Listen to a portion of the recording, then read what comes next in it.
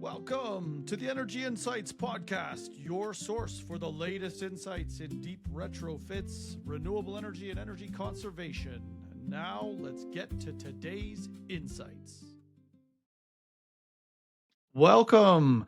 My guest today has spent more than a decade proving that the homes we live in can be far more comfortable while using a fraction of the energy.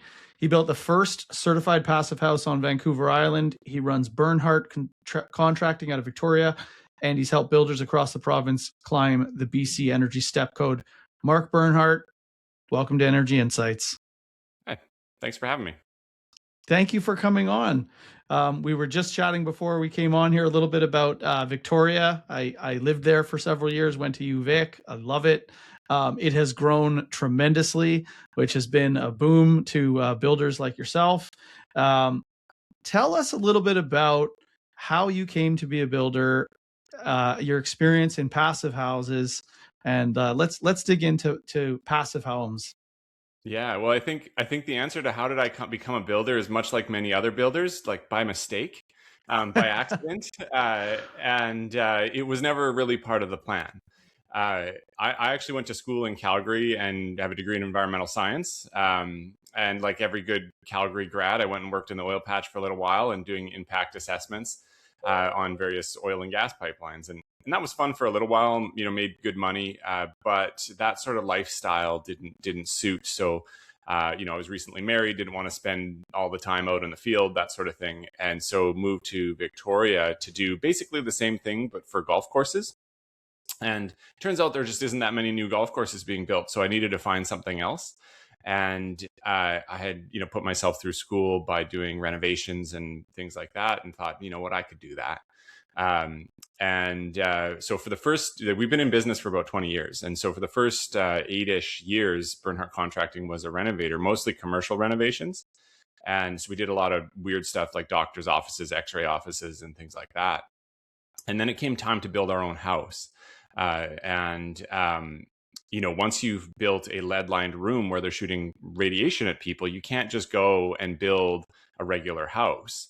Also taking that sort of methodology of the impact assessment that I'd learned at school and practiced in the oil business, and applying that to houses, looked like something we could do and be realistic. And so in the process of sort of researching for our own house, we, sort of scour the earth of which standard do we want to hit, which one suits us, which one works for us.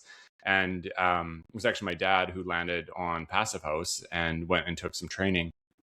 And from that, the more we looked at it, the more it seemed realistic that we could actually pull it off. And in addition to that, a lot of local builders and folks in the industry, particularly people who were very experienced, told us that it was a dumb idea and we couldn't do it and it was never going to work. And for those that know me, they know that if you tell me not to do something, or even worse, that I shouldn't or can't do it, I'm going to go and do it twice. Cheers to that. And so we did. And that's actually the house that I'm sitting in right now.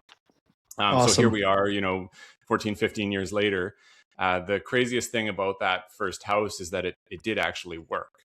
It was good fun to build. At the time, we were focused solely on energy. And now that we have more experience, we went on to build a few more developments and sort of optimize it and expand it. And then, we were able to start adding in other things, which eventually led us to do a living building challenge house, sort of, leave practicality behind and just see how far we can go, kind of thing, right? And which is, quite an experience. And all the way along the way, you take little lessons from each and you optimize it every time. And so that now, all of this performance stuff is actually relatively easy.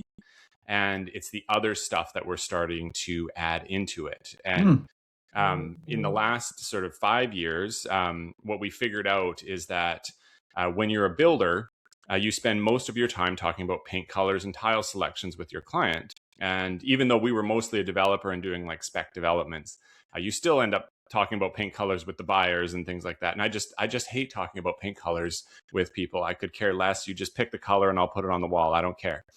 And so in order to avoid that, what we found is that we were actually having a lot more fun helping other builders build high performance. And that allowed us to focus on what we were good at, and then we can leave people with more patience to talk about the paint colors. And so a number of years ago, we started transitioning into being more of a consultant than a builder.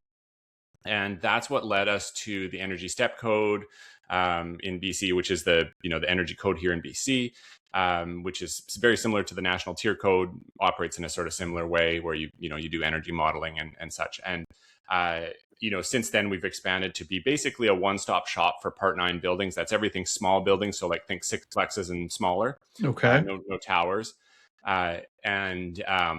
That in that sort of one-stop shop, we can do the carbon calculations, the energy modeling, the heating and cooling design, all that mechanical design that makes the building work.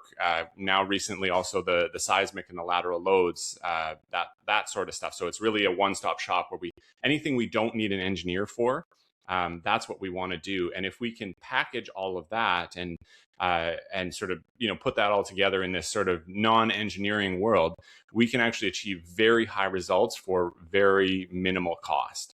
And I think in sort of today's world, that is the key to success, is because it's rather difficult to care about the environment or carbon or anything if you can't afford a house.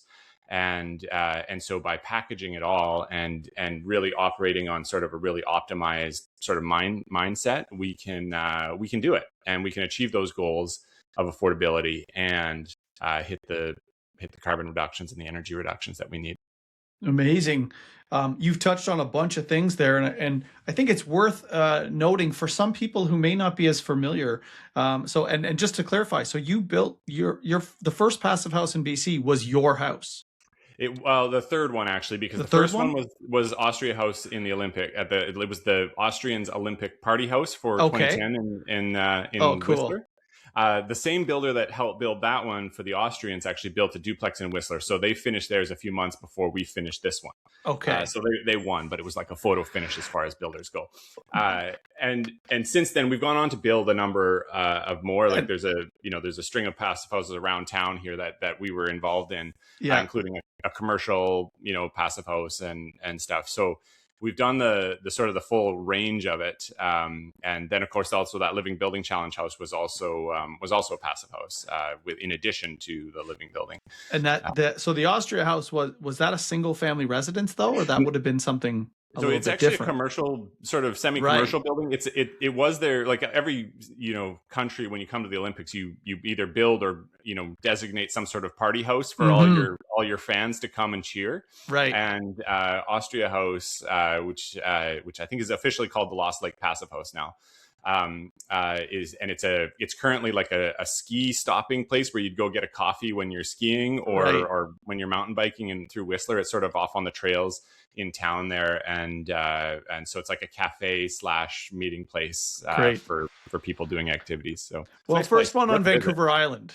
Yeah, first one on Vancouver Island, definitely. It was the third one in the country as well. So it is really something that started sort of on the West Coast. It sounds like one of the first, if not the first, single family residence. Yeah, it was. I mean, technically, again, this is a house with a legal secondary suite, because every house in Victoria is a house with a legal secondary suite. So you could call it a two-family residence, and that is how we designed it as well.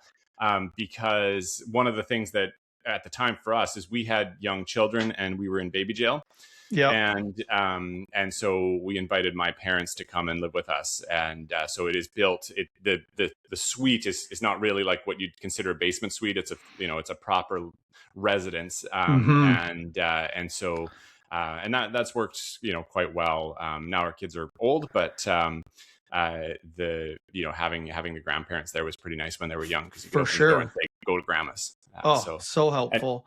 And it fit with that sort of sustainable living sort of thing as well, because it allowed them to live car free, things like that. So it was sort of a little bit more encompassing than just, and is it right in sort of downtown Victoria, or a little bit? Yeah. This house that I'm in right now is if for the folks that know Victoria, it's up near the Cedar Hill Golf Course in the Cedar Hill neighborhood. So it's near downtown, but not in town. Incidentally, we'll be coming for sale next spring as we move on to the next version of this house. So if anybody's interested, but it has been a really good house for the family, and we're now, and it's now too big for us. So we are getting ready to move on to the next version. And I'm excited to take that sort of 20 years of learning and put it into the next version. Hmm. And for those that aren't familiar with passive house, I know that's a Mhm. term that's been used for many years now, but just in case somebody here hasn't heard it or doesn't know what it entails, can you walk us through that? Sure. Yeah. It's not a copyrighted term, so you'll hear it thrown around quite a lot and often quite loosely. Hmm. There's sort of like the passive house that we heard about in the 60s, like what I would call the solar passive house, where you put a ton of windows on the south side and hope for the best. Um, and that, has some merits, and there's sort of the some of the basic science behind it is sound. But really, what we're talking about here is a very high performance house, and what the passive house term comes from the German translation of passive house, and house just meaning building, and passive meaning that we're not using active systems. So we're not using a lot of fans or heat pumps and things like that to heat or cool the house. Now, we do have a heat pump, and it's not a magic house. There is heating in this house, and there is cooling in the house, but it's using a fraction of the energy. So this house, which is 3,800 square feet, heats and cools with about 3 kilowatts. Wow, that is So big. yeah. So well, and to put that in perspective, 3 kilowatts is two hair dryers, Yeah. right? So, now Victoria is a warm city, but it does get a little bit cold, and we do get hot. So the cooling is the same, and so the house, by its nature and how it's designed, in terms of where we carefully place the windows, we didn't just blanket windows on the south side. We carefully place them. We shade them in the summer. We have super insulation. Our walls are about 12 inches thick. We have a very good ventilation system that preserves heat and filters the air. And so it makes for the result is not just energy efficiency, it's extreme comfort as well. Hmm. Probably very quiet, very thermally stable, Ex- but not a lot exactly. of variance between the morning and the Exactly. night. So if And you're wearing a t-shirt and shorts, you don't change your outfit room to room because one room is hot and one room is cool. We also do live on the flight path for the hospital helicopter here, and if we shut the windows, you can hear it, but it's not disturbing, and it doesn't shake the house the way oh it does wow, our neighbors. So, that's incredible. And 12-inch thick walls, that's mhm. still extremely rare in Canada. Yeah. Did you just use 2x12s as your studs, or I mean, you could. yeah? What did you do? That'd be. I think 2x12s are expensive. It just requires big wood and such. So in our case, and again, this was the 1.0 model here. Yeah. We did do a double stud wall. So a lot of folks in Saskatchewan would be very familiar with what that looks like. That's kind of where that's invented. In fact, the passive house comes from Saskatchewan. At least the base sort of science of it and all the sort of inventions, the initial inventions way back in the 70s. Um, but so our house here it's a 2x8 structural wall, and that's what holds up the roof.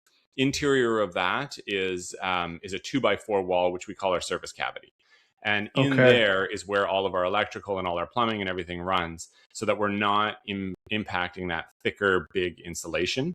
Okay. And depending on where you are and what you're doing, like folks often ask us, well, what is the best wall, right? What is the best wall to use? And I say, well, I don't know. Like, I've tried a dozen and I hate them all equally for different reasons.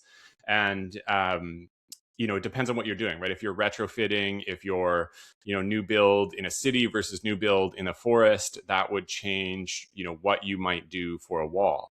And I think what's important for folks looking at that is that they take the time to understand how a wall operates in terms of its science, right? How does this wall dry, right? How does the moisture leave the wall so we don't get rot? How does the insulation work?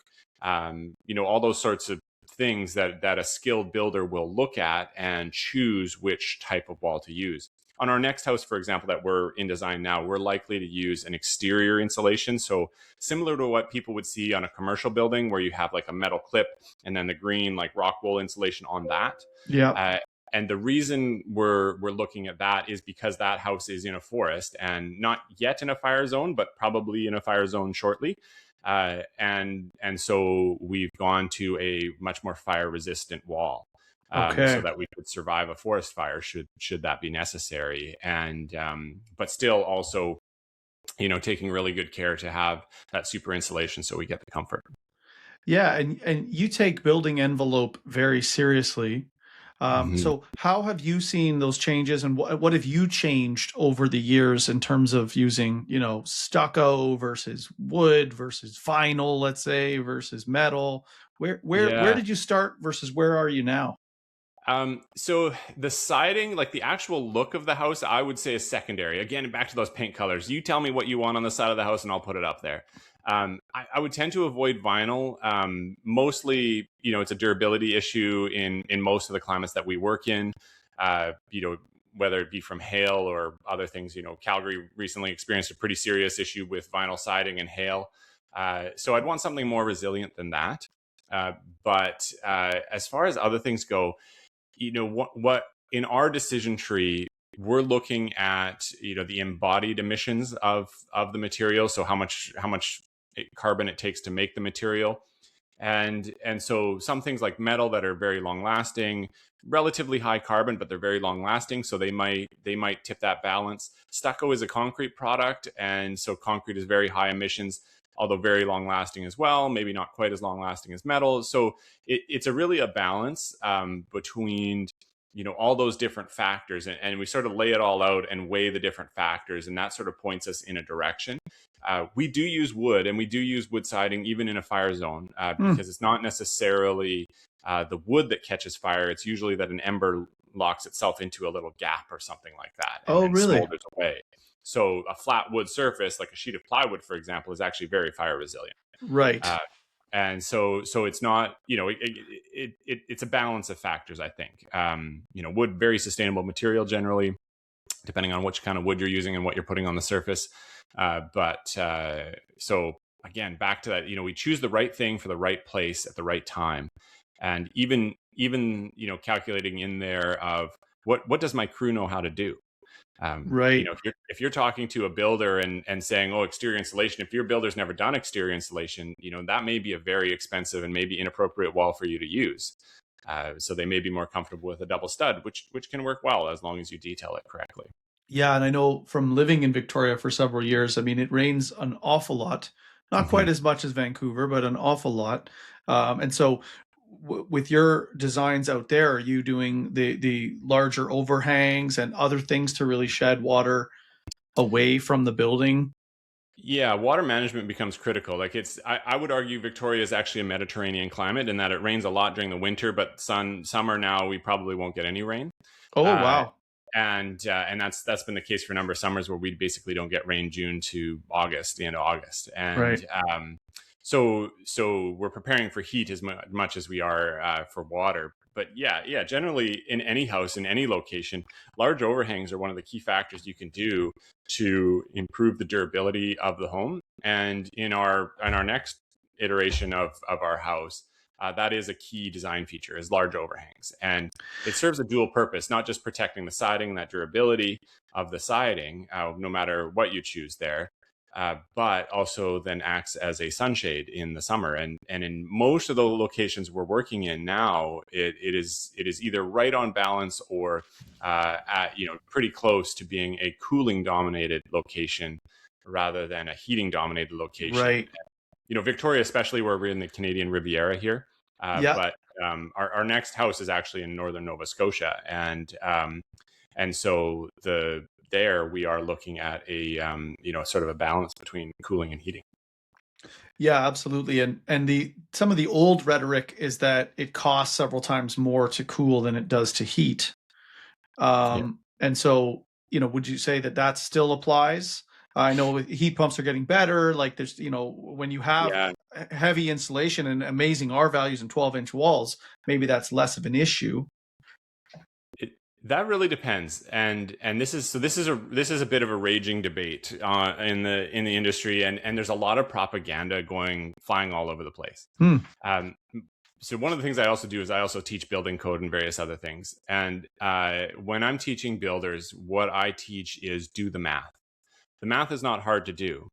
But you need to do the math. You can't use an old rule of thumb saying, oh, it always used to be this way, so it must still be this way. Right. Nothing is still the way it used to be. Nothing. And if you're not doing the math for my specific project in my specific location, then chances are you're doing it wrong.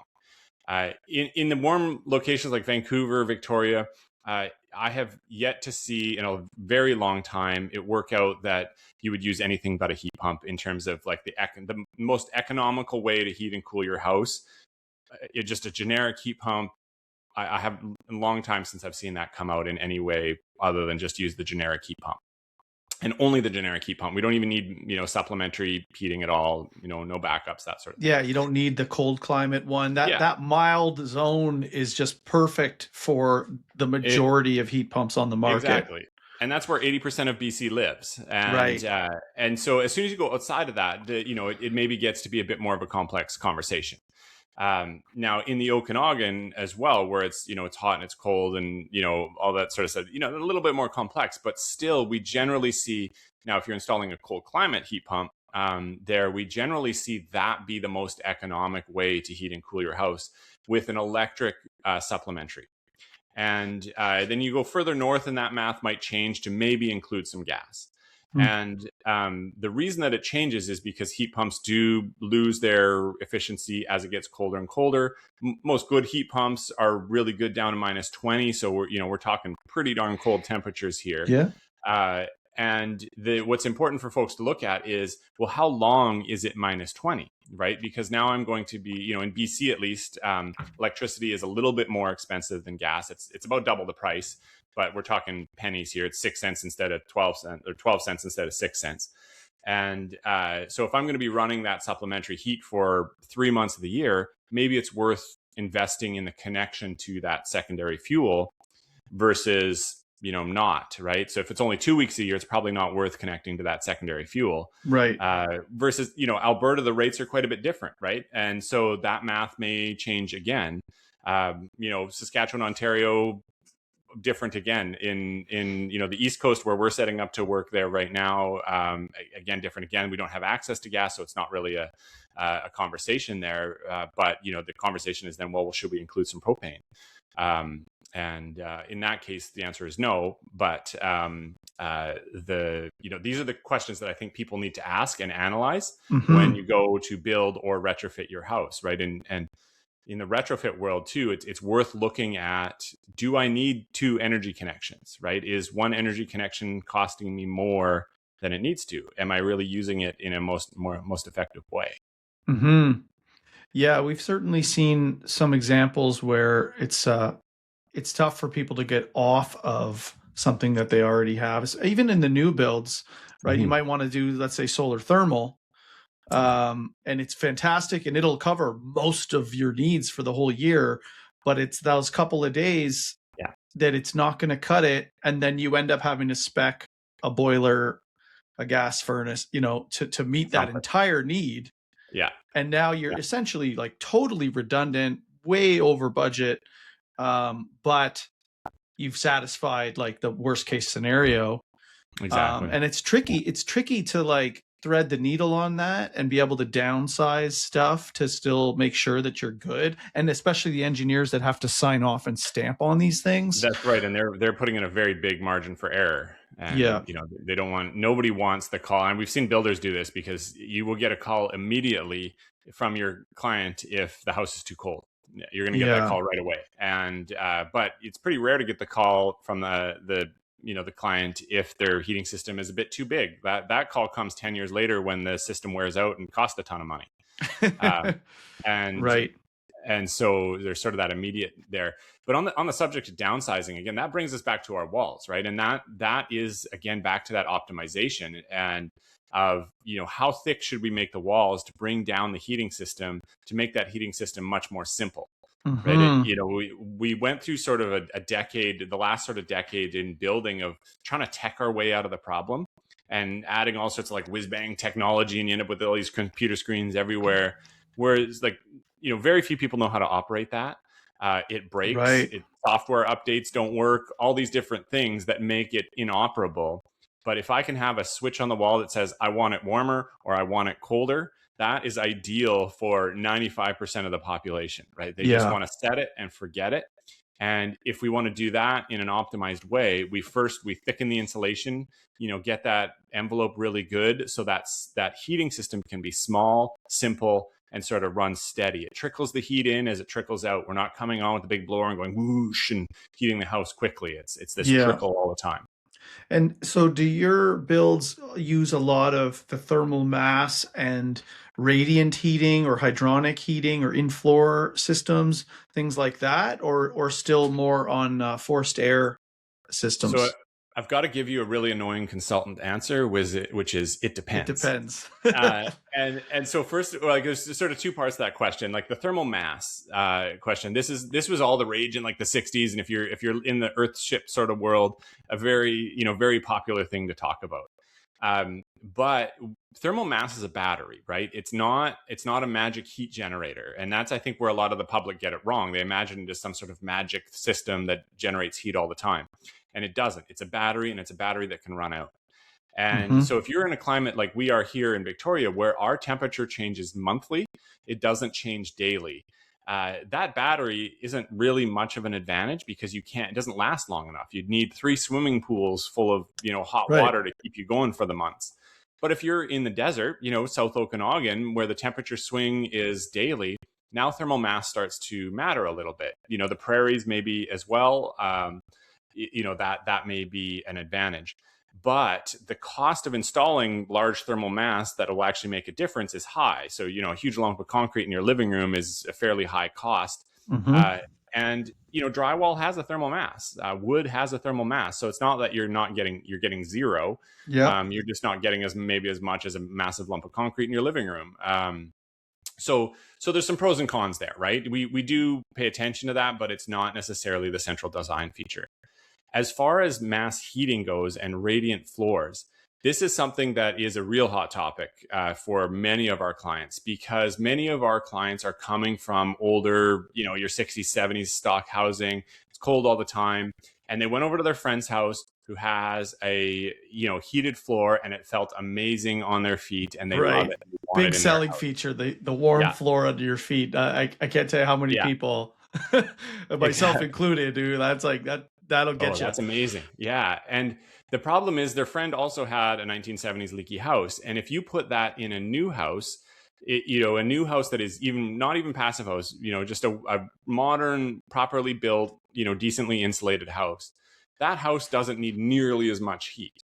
And so if you turn the floor on, it's going to quickly bring the house up to temperature and then shut off, and it won't be on for most of the day. So you're not getting that warm floor that you're expecting out of this relatively expensive system.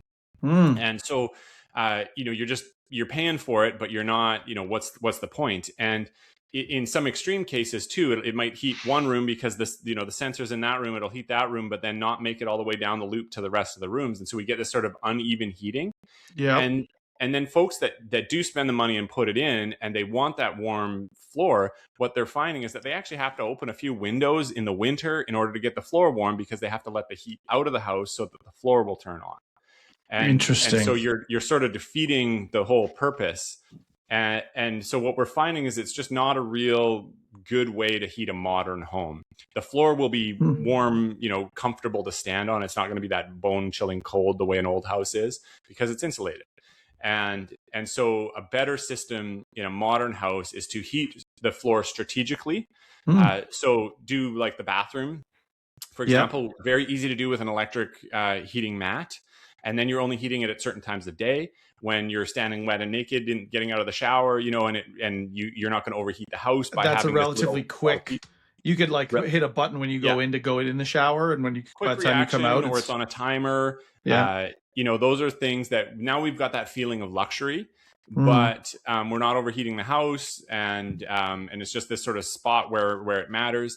And then the rest of the house we would do with some sort of forced air system, whether it's ducted or non-ducted. Either works fine, but usually some sort of heat pump system in the Okay. rest of the house. And And the by codes now room. require cooling as well, so you can't get cooling from your floor usually, at least not comfortably. And Right. so we need some sort of forced air system anyways, and for the cooling, and then might as well make it do double duty. That's really insightful. Thank you. Yeah. Um, what do you, for those owners of existing stock that are looking at retrofits? what would you say to them in terms of sort of an order of operations or value for the money, or, do it all at once versus do this, then this, then this? What are some of the things you've learned over the years, to really implement a successful, we'll call it deep retrofit? Mhm. So I have a bit of a different view that is not popular amongst retrofit enthusiasts, in that a lot of and we've worked on a number of very good deep retrofit projects over the years, and um, I have a hard time saying that any of them are worth it. So And it's more of a this is an tear down and unpopular, start over, or yeah, this is an unpopular opinion, wow. and so the main reason I say that is, and I think the first question that folks need to ask themselves is, should my home be retrofitted? And Okay. that's a question we are not asking enough. And there are reasons to retrofit, right? Particularly buildings that have genuine historic value. There are those spread out across the country. They have genuine historic value. They're worth preserving because of that. And then that deserves a retrofit. It's going to cost a lot of money to do it, but we're preserving it because of the historic value. There's other places that have zoning value. There's a lot of houses that we worked on that are, steps from the beach, and you're not allowed to build there anymore. So they're keeping the foundation and, doing Right. some Down to the retrofits for that studs, and then reason. yeah. Yeah, and so it was worth it for doing that.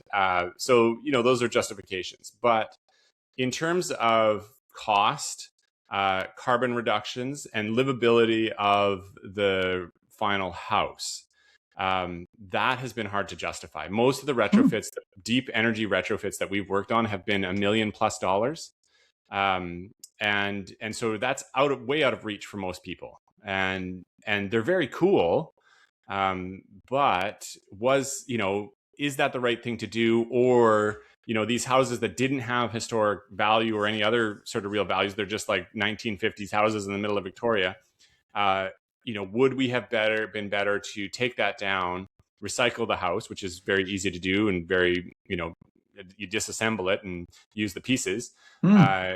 That is very easy to do. Would we be better off to do that and put up a fourplex or duplex at least, and build it high Wow. performance? And what we find is, when we do the carbon calculations on that, typically the recycle the old house, build something high performance comes out ahead, at least in the 30 to 50 year time frame. And hopefully everything we're building lasts at least 50 years. Yeah. And so and I always like to look at the highest best use of the land as well. And if we're talking about in a city, that's probably more density than a single family Okay. home. And I know in Toronto they've made sort of gentle density the modus operandi, and everything's allowed to be a fourplex, and we're seeing more of them. There's Yeah. one just a couple doors up from me here, going in, and mixed feelings among the neighbors, I'm sure. Yeah. Yeah. But one could argue progress, and an important layer of the missing middle being resolved.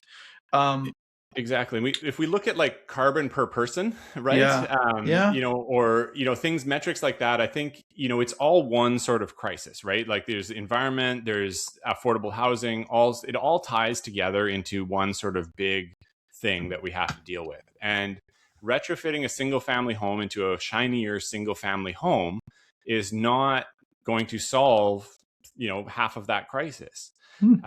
And so there's an argument that I think is the first question that people There's need like to a ask. line. Yeah. On this side of the line, go ahead, do your retrofit. As soon as that cost or the complexity or the trade-offs surpass this, then you're into no, let's start over. Yeah. But you've And made a that's an distinction uncomfortable between question for a lot of people. yeah, Yeah. demolition versus deconstruction as part of Mhm. that conversation too. It is, yeah, and luckily, deconstruction is really baked into a lot of construction these days. So Hmm. it's very, very rare to see, even if you see the excavator just dumping it into a bin, it's Yeah. very rare that bin is going directly to the landfill. That's typically not done. Typically, it goes to a yard, gets dumped out, gets sorted, and then some of it will go to a landfill. That can't be recycled, but the wood will go to a chipper and either be used as something, Okay. and all the metal and stuff gets taken out, that sort of stuff. So So it's relatively common these it's days to not recycle. necessarily a crew who's like carefully taking down the drywall, pulling out screws. Except you're still Yeah, maybe crunching that building down in a day, but then you're sorting it after sorting the it. fact. Yeah, so it is Okay. a little bit of both. How we usually do it is a little bit of both. And we've done the full deconstruction by hand, and that I think has a market. Mm-hmm. And it's certainly viable. It's not ridiculous to do it. But the crunch also has merit as well, and there's times where that maybe is worthwhile.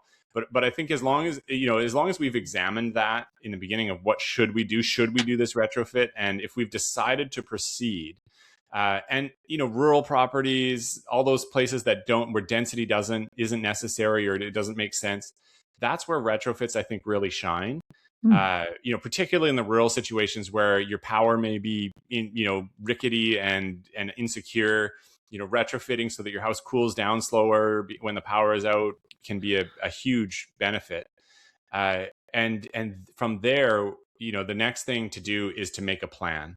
And so go get yourself a good energy consultant to do a plan, test the house, see where you're at today, that kind of thing, and have a roadmap.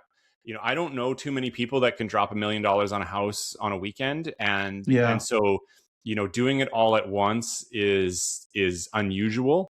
But if you've got a plan, you know what you're doing in the next 6 months, you know what you're doing in the next 5 years, and then 10 years. And that becomes a very viable thing for an average person to do. And you just slowly pick away at your plan over the next decade. Hmm. That's really interesting. They're the first person who's kind of put it that way, that, in more cases than you'd think, Yeah. tearing down and starting over is actually the more environmentally friendly thing to do. Yeah. I can see Unpopular that opinion. generating some interesting talk Yeah. around the dinner table. Yeah. We'll see what the comment section looks like after that airs. Yeah. Yeah. But yeah, because I do think the default for most people is like, oh, my house is only 40 years old or only Yeah. 50 years old. Like, therefore, it has runway left. Like, the bones are still good. The bricks are still more or less intact. Therefore, like, it's not even part of the consideration of, no, it's actually a better play sustainably to recycle this house and put something more appropriate in the space.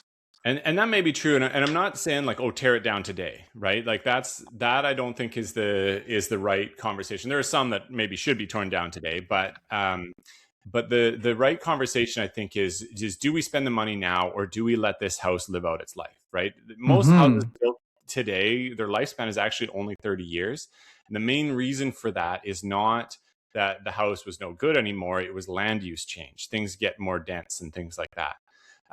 And so land use change might involve a neighborhood being up and coming or going down, right? Either one causes a land use change. And so, it's important to look at the house and say, okay, well, my neighborhood is densifying, and I've got this maybe 1970s house that's still pretty good. The thing to do would be to, fuel switch to get your emissions down. In most of the provinces, fuel switching to electricity is definitely the way to go, or will be the way to go in a short order. And so, get that heat pump in, that'll improve your comfort. And that's not something that's going to torpedo the future, deep retrofit or recycling of your home. And so, you can reduce the emissions now, do something pretty good, get yourself more comfortable. But we're not going to go and rip off the siding of the house, put super insulation on it, do all those sorts of things, gut the house for ventilation. It's sort of these little patchworks things, but we don't want to go to the point of, baking in inefficiency. Right. And so there are cases, where I've seen people replace windows that were not broken with better windows. And now 5 years down the road, well, those better windows are in there.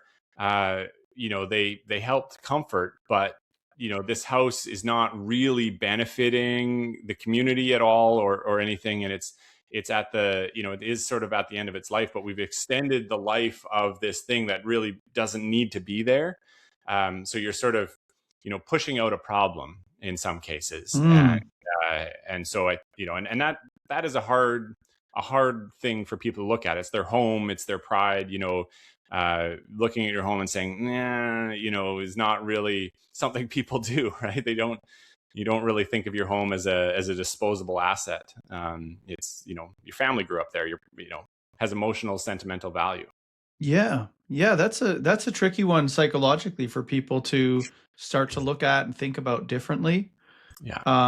I've seen so many examples of, you most people kind of wait until something breaks Yeah. and then they deal with it. Yeah. And then maybe the occasional, oh, I'm tired of the bathroom. Oh, I'm going to renovate that. Yeah. Oh, I'm tired of the kitchen. Oh, I'm going to renovate that. And it's actually pretty rare to like gut the place and do the whole 9 yards. We as part of this program, we're trying to sort of find the value and encourage more of these deep retrofits to happen. I do think it has to happen within the conversation of what is appropriate for this Yeah.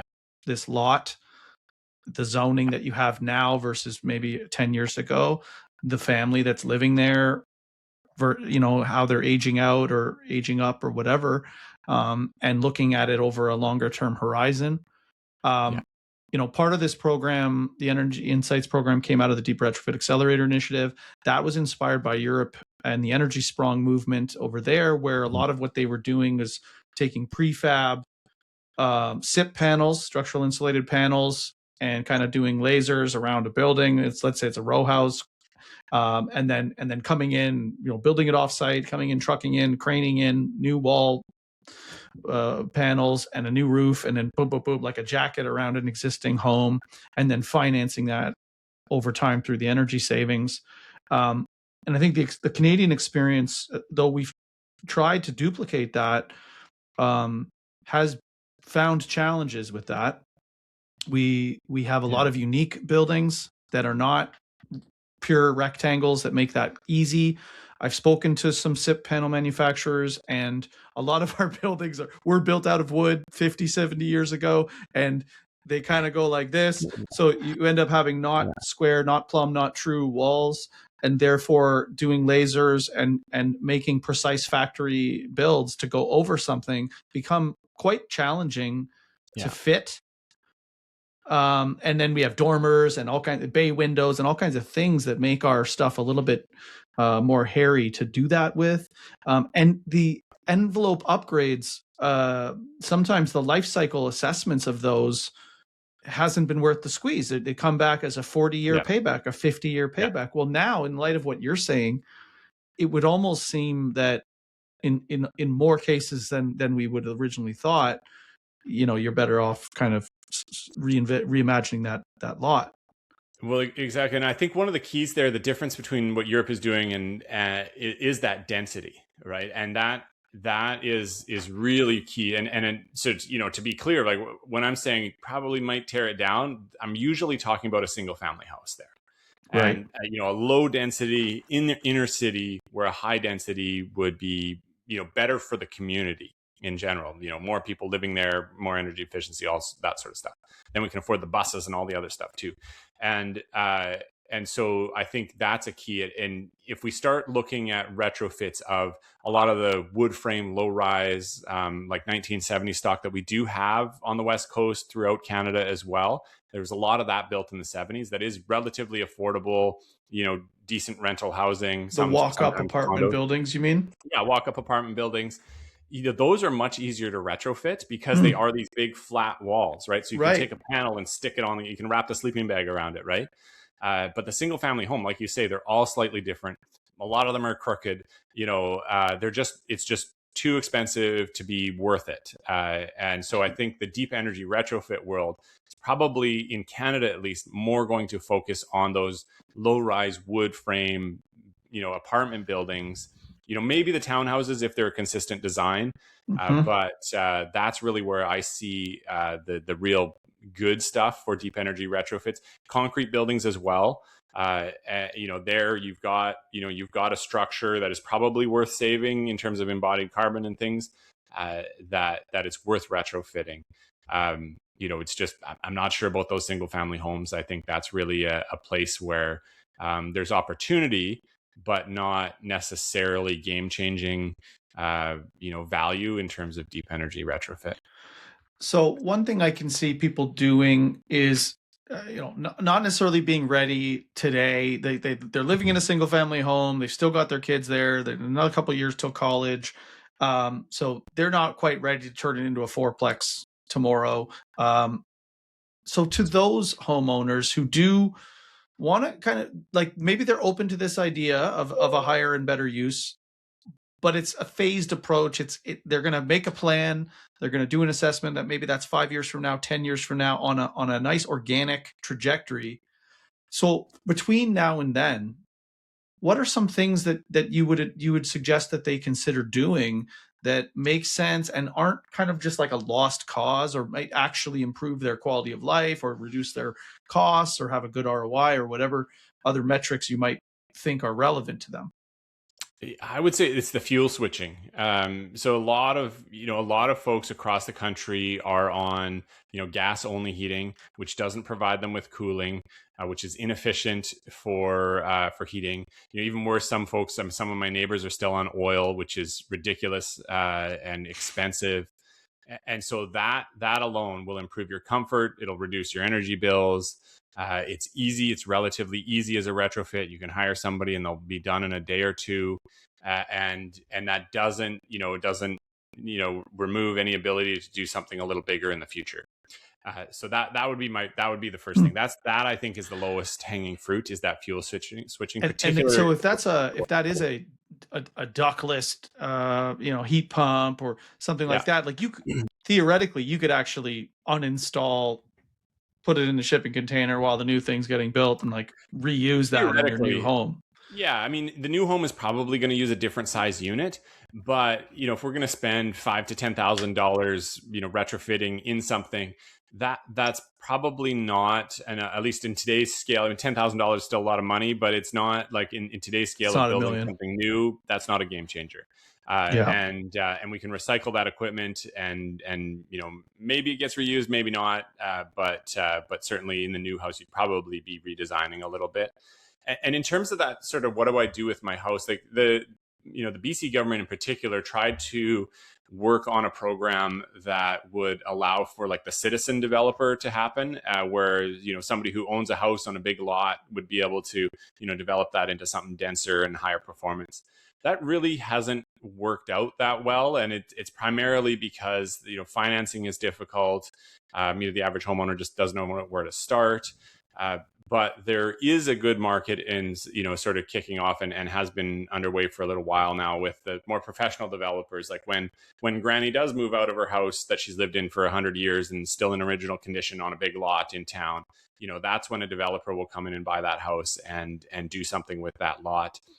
And so I think I see this as more of like a 30-year transition, not a 5-year transition. As people sort of naturally move through the housing stock, it will change over. We're not going to end up with fourplexes on every lot tomorrow. It's a more of a natural progression and a slow progression, which of course the environmentalist in me is all like, well, we got to go faster than this, and we've got to do a better job and get more high performance buildings. But I'm not sure that's realistic in a way that makes Right. sense for the community. Well, and certainly taking a thoughtful approach. Mistakes are made when people rush stuff. Taking your time and thinking it through and being logical and getting an energy advisor to come in and really look at things you might not have previously considered that should be or could be part of your decision tree, your zoning, your family dynamic, estate inheritance stuff, like estate planning things. These are actually very relevant to what would otherwise be this very simple like renovation. It's like, actually, no, there's a lot more to consider that might be better for your family in the long run, or for your community if that's as important or more important to you. For homeowners in this situation, because you have a couple different examples. You have the retiring baby boomer who's looking to downsize and maybe preserve their wealth, let's say, while they want to go into retirement. You have, maybe a younger generation that's actually just inherited a property from grandma or something like that. You have young, like first-time home buyers. within that, do you generally encourage them to, or what's your take on them being part of that redevelopment process versus like, is this a developer's game? I mean, it can be pretty intimidating for a person, anybody to sort of take on like, I'm going to build a fourplex on this lot that I've owned or my family's had for 25 years. We've got $1 million of equity. Like, I'm going to get in the game and maximize my return versus like, I'm out, I want my cash. I'm going to get a developer to just like buy it from me. And then they're going to kind of make that 800 grand or whatever the huge pop is from the redevelopment. It's not that big. I can tell you for sure. Okay. It's not that So big. what is like, what would you say to kind of families and homeowners right now who are sitting on some equity and are considering their options to whether to stay in the game or leave it to somebody else? Yeah, I think there's that scenario there. Let's like, grandma's moved on to, assisted living or something like that, and the kids own the house and nobody, they're not planning on living in that house. I think that is a scenario.